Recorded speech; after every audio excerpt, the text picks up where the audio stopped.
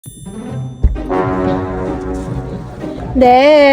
Uy, ang ganda ng mood mo ah. Tara na. kain tayo sa labas. Sa bahay na lang. Nagluto naman si mama eh. May pagkain pa sa bahay. Sanggip lang, dali na, nagkikrave nga ako. Sangyup. Kala ko ba nagda-diet ka? Pahinga muna ngayon. Hindi. Sa bahay lang tayo kumain. Sige na. Dali na. Mag-drive ka na. Sige na. Gutom na nga ako. Hindi na. Wag na. A few moments later.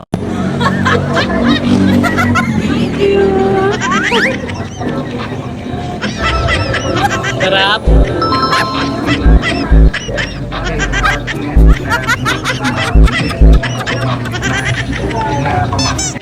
Ayun, kauuwi lang namin. Medyo masakit nga lang ang ulo ko. Mukhang marami ako nakain. Susunod kasi, naniyakan ka, huwag ka nang tumanggi. Na hindi mo inaabot yan.